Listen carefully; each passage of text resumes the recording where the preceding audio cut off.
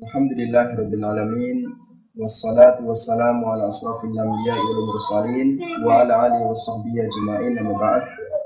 Telah sampai kepada kami satu pertanyaan yang menanyakan tentang hal yang berkaitan dengan Al-Qur'an.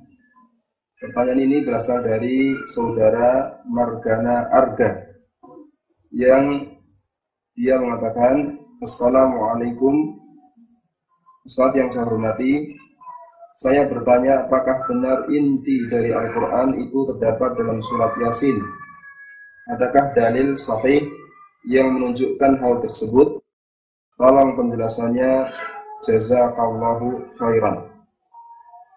Pertama kami sampaikan Waalaikumsalam warahmatullahi wabarakatuh kepada saudara Margana yang telah bertanya tentang pertanyaan ini.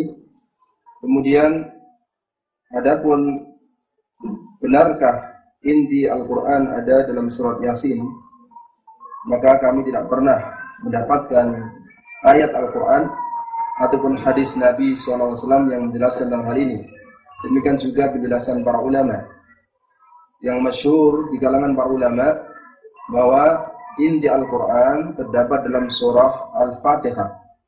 Oleh itulah surah Al-Fatihah disebut dengan Ummul Kitab atau Ummul Quran, sebagaimana sabda Nabi sallallahu alaihi wasallam dalam hadis yang sahih dari Imam Al-Bukhari dan Muslim, la salata liman lam yaqra bi Fatihatil Kitab atau bi Ummil Kitab.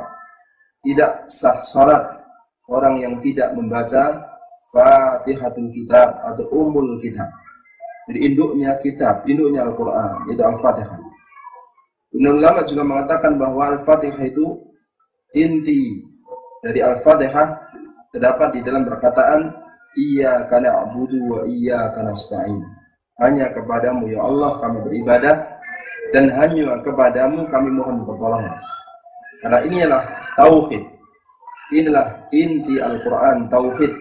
Sebagaimana dijelaskan Imam Al-Qayyim rahimahullah ta'ala. Juga inilah inti dakwah seluruh para rasul. Dan inilah hikmah ciptakan manusia di muka bumi.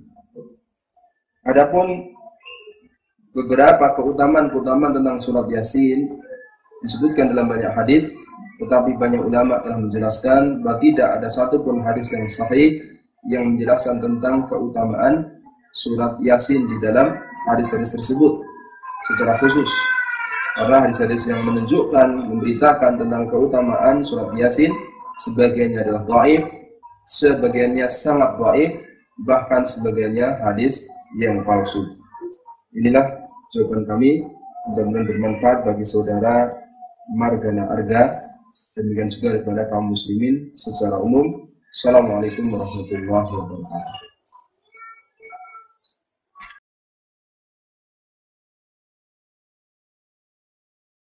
Assalamualaikum warahmatullahi wabarakatuh.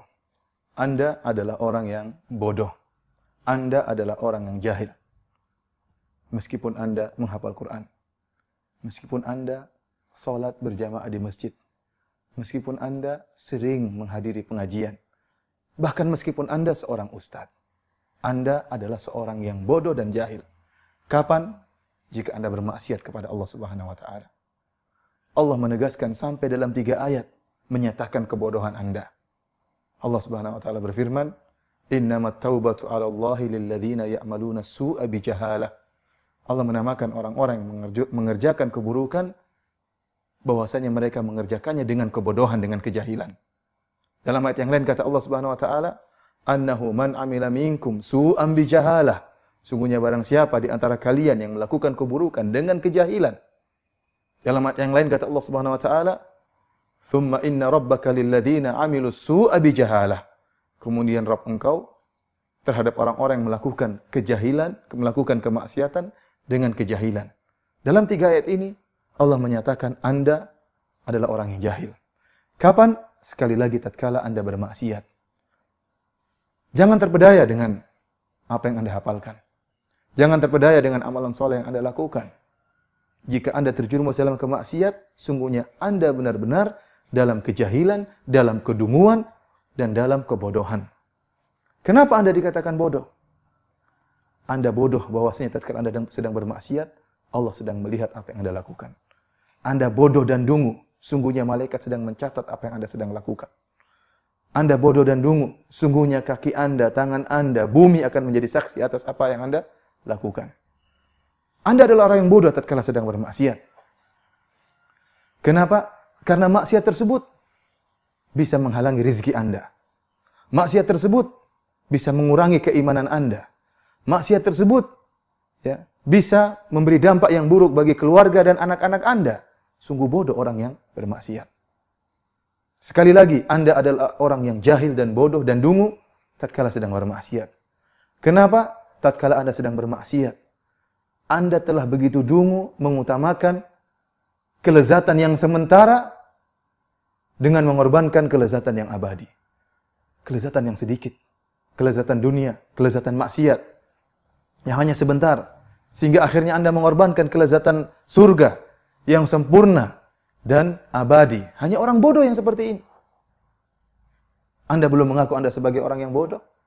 Tidakkah Anda tahu bahwasanya kelezatan sedikit dari maksiat yang Anda lakukan bisa menjerumuskan Anda dalam neraka jahanam? Anda masih mengaku pintar? Anda benar-benar bodoh. Tidakkah Anda tahu bisa jadi Anda tatkala bermaksiat, Allah mencabut nyawa Anda sehingga Anda pun meninggal dalam keadaan su'ul khatimah. Oleh karenanya, Anda adalah orang yang bodoh. Tidak ada jalan keluar dari kebodohan Anda kecuali bertobat kepada Allah Subhanahu wa taala. Kembali kepada Allah Subhanahu wa taala. Assalamualaikum warahmatullahi wabarakatuh.